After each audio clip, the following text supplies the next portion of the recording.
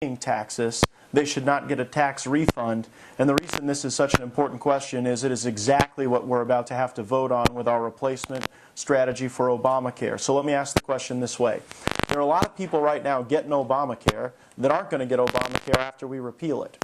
And one of the strategies to help those folks be able to afford insurance is to give them a tax credit.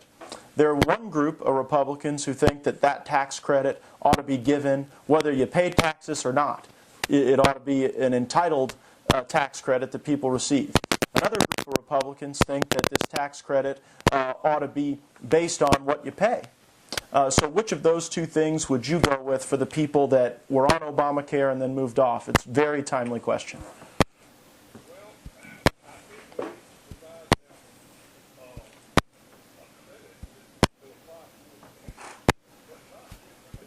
Some different community partners. I'll be giving a briefing to the Escambia County Commission, and we'll end it tonight with a little fun at the Blue Wahoos game. So we're going to take questions from our live audience here. We're going to take questions on the air from our listeners. What number should folks call if they've got a question and they want to ask it? 437-1620, 437-1620. They can text that number as well. Either way you want to participate, we can get your questions in for Representative Gates. Excellent. And we have given out raffle tickets to those who are live and in attendance here. And so if you've got raffle ticket number 557, we'd love to get your question. Congress. Democrats are not trying to forge unity. They're not trying to advance solutions. Their goal is to impeach the President of the United States. Yep. Their goal is to undermine any progress or effort we make. And your point was that we've got to push back not only with a defense of Donald Trump, but we also have to point out that in a rule of law society, Hillary Clinton cannot be forgiven the crimes that occurred during her tenure simply because she lost an election. Yep. And yet, I'll let you deliver it to the listeners. What was the line you gave me that I used without attribution to you? Well, that's okay. Well, you can always go back on Fox News, and I want to talk to them at some point myself anyway. But I wrote you an email. I said, you guys are acting like you're bringing a peace sign to a gunfight. And then all of a sudden I'm watching Fox News, and there it is. Here's Congressman Gates on Fox News, national TV, saying, we Republicans are bringing a peace sign to a gunfight. And so if I can write your material, I'm happy doing that. That's not a problem. But if you need a consultant or if you need a writer, I'm available. You're here. I'm here. I can do stuff like that. But the success so far, now you notice what's happened.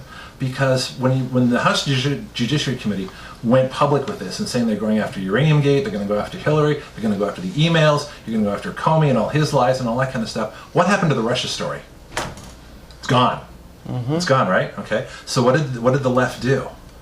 Well, they just, they've counterattacked against the president. But I can tell you this, Greg, in the Judiciary Committee, they went nuts. I mean, the notion that we would actually reflect a little bit of that light back on them and say, look, we've got to see, what happened with Fusion GPS, which is really the only evidence, for the sake of our listeners, the only evidence of Russian collusion that has actually been presented, that has actually been really, I think, well vetted, is this notion that you had Russians working with Hillary Clinton, both before and after the election of Donald Trump, to try to expose dossiers that I believe were fabricated, where they were trying to gain leverage on the president, and through cooperation with Hillary Clinton. And so to be able to bring those things to light, very important. Hold on just a second, we got to... Well, I am so grateful you brought up the issue of Charlottesville.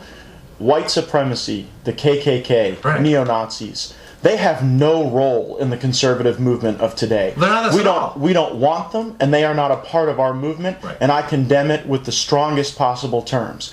What I think is really unfortunate is that where we've had the president go out and say that white supremacy, neo-Nazis, the KKK, these people are wrong, that their violence has no role in American society. It's just never enough sometimes for the left. Yeah. And I think that it's unfortunate that in the president's calls for unity for the country, that we've got some of the traditional folks on MSNBC and CNN who seem to think that this is an opportunity to attack the president rather than attacking this centralized view of hate that we fight against. Where you're so right, Greg, is that Republicans, conservatives believe in decentralizing power. We believe in the power of the individual to be able to go and prosper and live the full extent of their opportunity. What the KKK and white supremacists and neo-Nazis believe in is centralized power, the thing that we fight against every day. But that's what you have to make it clear to the American public, that the KKK, the Nazis, the white supremacists can't be associated with the right,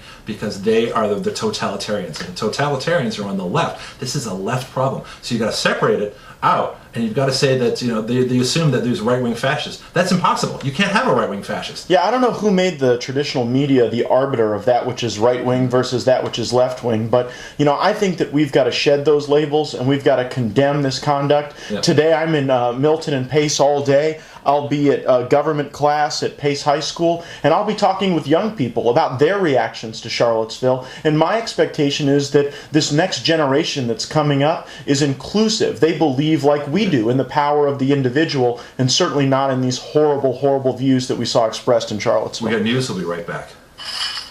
Nicely done. Thank you, man. A burglary occurred. What is the most pleasing or satisfying thing that you've experienced since you've been in Washington? Oh, great question. What I've been most disappointed by is just the overwhelming power of special interests in Washington.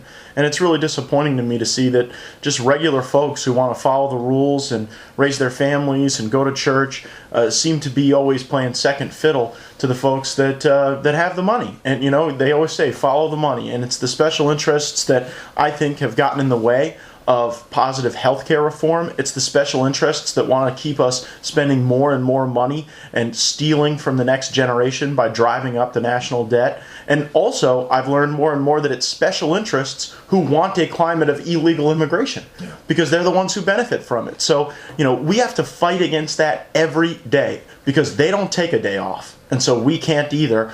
We got to tell the truth, and we've got to reorient the discussion on the things that matter to folks and what will improve quality of life. And so that, to me, has been very disappointing. What I think's been most encouraging is that in this new unified Republican control of government, there is finally a focus on rule of law and national security. One of the most substantive things we've done in Congress is we've appropriated funds to build the wall on the southern border with Mexico. We have increased funding for our military after 8 years of the Obama administration hollowing out our military and hurting our ability to defend the country.